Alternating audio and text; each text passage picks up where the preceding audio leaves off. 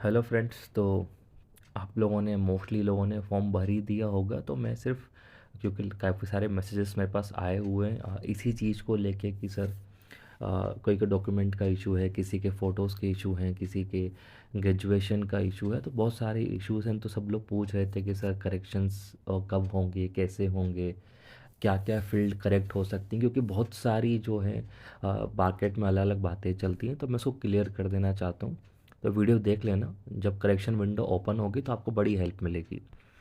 तो बात हम क्या करना चाह रहे हैं, पहले तो आप जानते हैं आज मैं वीडियो अपलोड कर रहा हूँ, तो अराउंड 2 दिन है आपके पास, 4 और 5। तो फॉर्म को लेट ना करें, कल ही भर दें या 4 तारीख को ही भर के रख दें। 5 का वेट ना करें, 5 तारीख को 6 PM तक आपकी सारी फॉर्म फिलिंग जो लिंक है वो ख़त्म हो जाएंगे, ठीक है।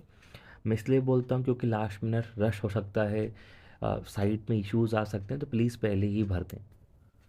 अगर आप किसी चीज़ का वेट कर रहे हैं कि लाइक आपको कोई डॉक्यूमेंट का इशू आ रहा है, कोई भी चीज़ का इशू आ रहा है, तो पहला फॉर्म भर दें, ठीक है। फ़ोटोज़ नए नहीं आ पाएँ तो पुराना लगा दें भले से अभी, लेकिन भर दें, ओके। क्योंकि बाद में हम करेक्शन कर देंगे, वो कोई इशू नहीं है। इसलिए बोल रहा हूँ क्योंकि हो सकता है कि आपकी जो प्राइम लोकेशन वो आपके हाथ से चली जाए। ये दिल्ली सेंटर जल्दी आउट हो जाता है, नोएडा है, गुड़गांव है, यूपी का लखनऊ हो गया, एमपी का इंदौर हो गया। तो अगर मेन मेन सेंटर्स चले जाएंगे तो इन फोकट में आपको ट्रेवलिंग करनी पड़ जाएगी, जो आप नहीं चाहते हैं एग्ज़ाम टाइम पे। तो प्लीज़ फॉर्म जल्दी भर के रखें, ठीक है। नाउ हम बात कर लेते हैं करेक्शंस की, जो हम बात करना चाह रहे हैं कि क्या है करेक्शंस। तो करेक्शन डिटेल्स में मैं 3-4 पॉइंट की बात कर रहा हूँ, और इन 3-4 पॉइंट का मैं बात करूँगा ओबीसी ईडब्ल्यूएस वालों की भी, कि जिनके सर्टिफिकेट नहीं बन पाए तो वो क्या कर सकते हैं, ठीक है। मैं आगे हूँ तो वीडियो पर लगे रहिएगा। पहली बात हम कर लेंगे, लिंक ओपन कब होने जा रही है, कौन सा पोर्शन आप करेक्ट कर सकते हैं, कैसे करेक्ट करना है, कितने बार करेक्शन कर सकते हैं, और मैं आपको थोड़ा सा लास्ट ईयर का स्क्रीनशॉट दूंगा, क्योंकि वीडियो हम थोड़ा पहले अपलोड कर रहे हैं, है ना। क्योंकि अभी जब विंडो खुलेगी जब देखेंगे कि एक्चुअली क्या वहाँ पे दिखाई दे रहा है, पर यही चीज़ होने वाली है, ओके। तो ना आप पहले हम बात कर लेते हैं। विंडो आपकी ओपन होगी 6 मार्च को, 11 बजे ओपन होगी, ठीक है। अब मुझे सुबह से 8 बजे मैसेज मत करिएगा कि सुबह आप चालू हो गए 8 बजे 9 बजे कि सर वो लिंक तो आई नहीं, सर कुछ हो ही नहीं रहा है, सर हम तो बर्बाद हो गए, लूट गए, ठीक है। तो ये सब नहीं करना है। 11 बजे के आसपास खुल जाती है। लास्ट ईयर से जब ट्रेंड चालू हुआ है, तो लास्ट ईयर भी 11 बजे आपकी विंडो ओपन हो गई थी। तो आपको 11 बजे विंडो ओपन हो जानी, तो आप उसको काम करिएगा, ठीक है। 6 मार्च को एक वीक के लिए खुलेगी, 6 से 12। क्या करेक्शन कर सकते हैं, यूपीएससी ने साफ मेंशन कर रखा है कि आप अपनी सारी फील्ड जो भी मेंशन होती है फॉर्म में वो आप करेक्ट कर सकते हैं, ठीक है। ऐसा कोई पार्ट नहीं जो आप करेक्ट नहीं कर सकते। कौन सी पार्ट में आता है आपका, आपकी कास्ट डिटेल्स। आपने गलती से ओबीसी ईडब्ल्यूएस में गलती कर दी हो, आपने यूआर लिख दिया हो, आपने क्रीमी लेयर चुन लिया हो, एससी की जगह एसटी कर दिया हो, जो भी है आप उसको चेंज कर सकते हैं। एजुकेशनल क्वालिफ़िकेशन, आपने ग्रेजुएशन में कुछ भी आपको लग रहा हो कि यार मैंने थोड़ा सा मिस्टेक कर दिया है, ठीक है, डिग्री सही से नहीं डाल पाए हैं, या डिटेल्स मैंने फॉर्म गलत चुन लिया, लाइक इंजीनियरिंग की जगह आर्ट्स हो गया है, आप कुछ भी कर सकते हैं, ठीक है ना, तो वो भी चेंज हो जाता है। सेंटर भी आप करेक्शन कर सकते हैं। आपको सेंटर चेंज करना है तो आप बिल्कुल चेंज कर सकते हैं।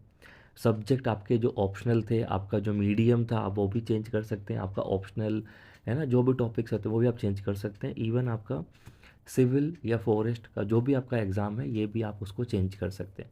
ये सारी फील्ड अलाउ है। कोई अगर बोल रहा है कि फील्ड अलाउ नहीं है तो गलत कर रहा है। बेसिकली ये हुआ था कि जब श्रुति मैम के साथ ये स्थिति हुई थी कि उन्होंने एक बार उनको एग्ज़ाम हिंदी मीडियम देना पड़ गया था, क्योंकि पहले करेक्शन का ऑप्शन आता नहीं था। ये करेक्शन का ओपन 23 में ही चालू हुआ है, 22 में नहीं था। एंड तब आप पाएंगे कि श्रुति मैम को एक बार एग्ज़ाम हिंदी मीडियम से देना पड़ा था। तो यूपीएससी को मालूम चला कि अब बहुत बार ऐसी गलती हो जाती है, तो मैं एटलीस्ट करेक्शन का ऑप्शन देना चाहिए स्टूडेंट्स को, एस्पिरेंट्स को। तब से यूपीएससी ने सारी फील्ड को करेक्शन करने की परमिशन आपको दे रखी है। तो जब भी अभी 6 को चालू होगा करेक्शन, आप ये सारी की सारी फील्ड्स को आप चेंज कर सकते हैं। पर क्या आप चेंज नहीं कर सकते, चेंज तो आप ये भी कर सकते हैं, पर आप इसको आप फॉर्म में चेंज नहीं कर सकते। तो क्या चीज़ नहीं कर सकते, वो चीज़ें जो आपने वन टाइम रजिस्ट्रेशन OTR में आपने मेंशन की है, उसको करेक्शन करने के लिए आपको OTR में करेक्शन करना पड़ेगा, ना कि फॉर्म में। और याद रखिएगा, OTR सिर्फ लाइफ में आप एक ही बार करेक्शन कर सकते हैं। तो चीज़ों को लाइटली ना लें, हम जो भी डिटेल भर रहे हैं वो एकदम सही भरें, क्योंकि ओटीआर में गलती हुई तो दिक्कत आपको आएगी। ओटीआर में मैं खासकर किसकी बात कर रहा हूँ, अपना नाम, फादर का नाम, मदर का नेम, डेट ऑफ बर्थ, ये 4 मेन इन्फॉर्मेशन है जो आपको आपको चेंज करनी अगर है तो आपको चेंज कहाँ से होगी, ये सारी चेंज आपकी हो सकती हैं जो आप इसको ओटीआर में चेंज करेंगे। हाँ, अगर ओटीआर में आपने 10th का रोल नंबर गलत कर रखा है तो ये कोई बड़ा इशू नहीं है, ये आप फिर से आप उसको चेंज कर सकते हैं मेंस के ड्राफ्ट में। तो उसके लिए ओटीआर को करेक्ट मत करना। अगर नाम में दिक्कत है, पिताजी के नाम में इशू गलत आ रहा है या डेट ऑफ बर्थ में इशू है, तो प्लीज़ उसको करेक्शन कर लेना, क्योंकि ये एक ही बार अलाउ किया गया है यूपीएससी ने। ठीक है। इसके बाद क्या होगा, अगर जब 11 बज जाएगी 6 तारीख को, तो अगर आपको देखना होगा तो 6 तारीख को अगर हम देखें तो क्या दिखाई देगा आपको, कुछ इस प्रकार से पेज खुलेगा। ये मैं लास्ट ईयर का एग्जांपल दे रहा हूँ क्योंकि ये लास्ट ईयर ऐसा हुआ था, अभी लिंक नहीं खुली है। तो 24 में क्या होने जा रहा है, 24 में आपका ऐसा एक लिंक खुलेगा और लिंक में क्या मेंशन रहेगा आपका, इस प्रकार से अगर आपको ओटीआर में चेंज करना है तो आपको यहाँ पे अपडेट या एडिट ओटीआर में जाना पड़ेगा। ओके। अगर आपको फॉर्म के पार्ट 1 में चेंजेस करने हैं तो आपको यहाँ पे टच करना रहेगा। अगर आपको फ़ोटोज़ में, साइंस में या आईडी में चेंजेस करने हैं तो आपको यहाँ पे टच करना रहेगा। सेंटर में आपको चाहिए तो आपको यहाँ जाना पड़ेगा। तीनों के लिए अलग अलग साफ साफ मेंशन कर रखा है, तो आपको इस प्रकार से करेक्शन करते आने चाहिए। मैं ये एग्जांपल भी दे रहा हूँ कैसे खुलेगा, कुछ इस प्रकार से खुलेगा। जैसे आपको नेशनलिटी चेंज करनी तो आप यहाँ से कर सकते हैं, स्थिति है ना, कैटेगरी। अगर आपको कम्युनिटी में चेंज करना तो आपको यहाँ से एडिट करना पड़ेगा। जब आप यहाँ पे कुछ भी हरकतें करेंगे तो ये सारी लिंक आपकी ओपन हो जाएंगी, तो इसमें आप अपना डेट वगैरह कुछ भी डाल सकते हैं। ओके, ये सारी चीज़ पॉसिबिलिटी यहाँ पे बन जाती हैं, तो आप इसको भी ओपन कर सकते हैं। ठीक है, तो ये आपको ध्यान में रखना है। इसके बाद हम लोग बात करें, इसे एजुकेशनल क्वालिफिकेशन पे एडिट करेंगे तो यहाँ से खुल जाएगा, और जो भी चीज़ आप चाहते हैं तो यहाँ से कर सकते हैं। ठीक है, जो आप बाकी चीज़ में जाएंगे नेक्स्ट वाले पार्ट में तो आपको वो अलग से दिखाई देगा, तो पूरा आप कुछ भी एडिट कर सकते हैं इसके थ्रू। और जहाँ पे आपको एडिट का लग नहीं रहा ना तो उसको टच करिएगा, टच करके उसको आप क्लिक करेंगे या ओपन करेंगे तो अपना आप एडिट का ऑप्शन सारे में आ जाता है। सारी फील्ड आप एडिट कर सकते हैं, ऐसी कोई फील्ड नहीं है जो आप एडिट नहीं कर सकते। ठीक है, तो ये सारी कहानी। इसके बाद ना कुछ बात उन बच्चों के लिए मैंने कहा था, तो याद रखिएगा आप सब कुछ एडिट कर सकते हैं, कोई दिक्कत की बात नहीं है। वो बच्चे जो ओबीसी के हैं या ईडब्ल्यूएस के हैं जिनके पास सर्टिफिकेट नहीं बन पाया, या उनके पास सर्टिफिकेट 1 अप्रैल से पहले का है, तो वो बच्चे क्या करें, क्योंकि देखो डेट तो चाहिए 1 अप्रैल के बाद की, वो लेगा ही नहीं फॉर्म, नहीं तो जानते हैं आप लोग। तो क्या करना है आपको, नहीं बन पाए डॉक्यूमेंट्स के इशू आ रहे हैं तो आप चाहो तो यूआर से फॉर्म फिल कर सकते हो। आप इस साल यूआर से फिल कर सकते हैं एंड देन नेक्स्ट ईयर वापस से आप ओबीसी या ईडब्ल्यूएस पे स्विच कर सकते हैं, इसकी परमिशन आपको दी जाती है। ठीक है, कोई इशू नहीं होता, आप यूआर से भरें देन आप नेक्स्ट टाइम ओबीसी ईडब्ल्यूएस से भरें तो वो ही रह जाएगा। हाँ, आपका अटेम्प्ट काउंट होगा, अगर आप नेक्स्ट ईयर ओबीसी से भरते हैं तो आपको 9 अटेम्प्ट मिलते हैं, तो आपका ये जो अटेम्प्ट आपने यूआर से दिया ये भी उसमें काउंट ही होगा। ठीक है, तो ये पूरा सिनारियो है जो बच्चे नहीं भर पाए हैं। इसके बाद भाई फ़ोटो का ध्यान रखना, फ़ोटो में याद रखना कि फ़ोटो नया लगाना है, अगर पुराना लगा दिया हो तो प्लीज़ करेक्ट कर लें। डेट उसमें 4 फरवरी के बाद की ही होनी चाहिए, पहले की फ़ोटो वो नहीं, मतलब ऐसा कोई इशू तो नहीं है, लेकिन आपको उसने साफ बोला है कि फॉर्म चालू होने से 10 दिन पहले की आपको फ़ोटो नहीं चाहिए, 10 दिन के अंदर की ही फ़ोटो चाहिए, उस पर नाम लिखा होना चाहिए ठीक आपके फ़ोटोज़ पे। ठीक है, ये आपको याद रखना है, फ़ोटोज़ आपके सही होना चाहिए, है ना। साइन वाइन में कोई दिक्कत नहीं है, साइन जो है वो है, अब साइन पे कुछ नहीं लगाना है, दिमाग लगाओ कि सर साइन में तो ऐसा कोई रूल नहीं है, सिर्फ फ़ोटो में आपको ध्यान रखना है। ओके।